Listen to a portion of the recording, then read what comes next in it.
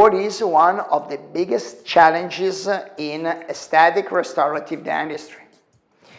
What is one of the most important and powerful business cards for your patients and the friends of your patients that highlight your skill, your manual dexterity, your aesthetic capability of excellent work.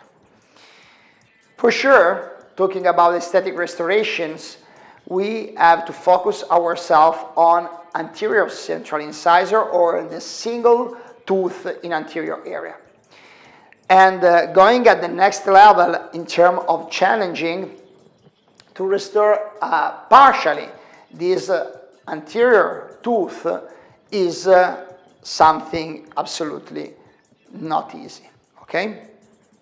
So an example, to have a partial restoration like a 4th class of black restoration, medium or large cavity size, is something not that we have to consider easy, or we have to consider something immediate.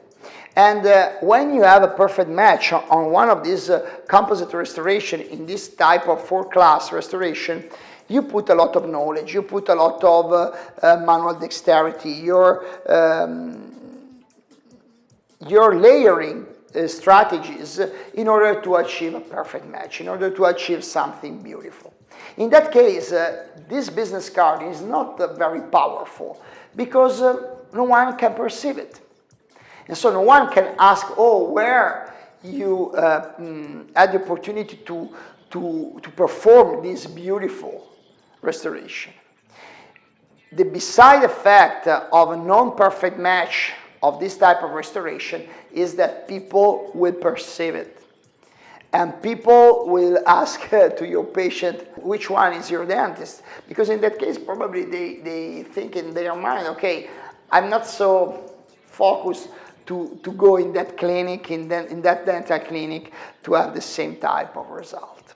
Okay, so saying this, we know very well, we have seen it in another short video, a aesthetic short video, that how to perform translucencies is a matter of strategies, is also a matter of type of different translucent materials that we use, okay? So usually we play with this and we have a lot of codification with dentin more opaque, dentinal body with an intermediate opacity, and enamel composite with quite high translucent material. And we have in some cases, like we explained in the other short video, we have a very high translucency materials for some effect, especially in the incisal area.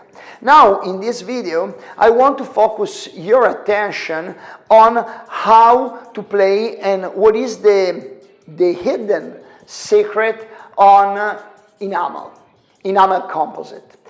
If you select the proper value of your enamel, you can have a totally wrong result. Why? Because the hidden secret is the thickness. Thickness is the real aspect that can make the difference, okay? Usually we know that in the middle third, we can see this article from Bazos and Magnier. We can have a thickness around 0.8, 0.9. This is more or less the average. And when we go incisal, we can have something like 0.8, 9, 1 millimeter, okay, in the buccal half of the tooth, in the buccal enamel, in a natural tooth. And we know very well that in the case that we are not using that high refractive index material, but we use a regular composite. I'm talking about the biggest majority of the enamel composite that you can use. We should compensate and we should reduce the thickness of our enamel composite. So this means that in the middle third we can use 0.5 and we can leave the 0.5 thickness for enamel on the buccal part. Usually this is the average in the middle third, and we can use an instrument like this, or we can go just with our layering and calibrate this in an anecdotal way. And when we go on the incisal, it depends on the translucency, we can leave 0.5, or we can go, in this case, as Adhesthetics Protocols, we foresee 0.9, okay? And then we can use the same tool, but on the other part, and then you can have this. So we have, in some cases, full thickness from buccal to palatal, and in this case you have enamel in some areas that is around 1.5 to millimeters. But talking about half, the buccal half, this is the way.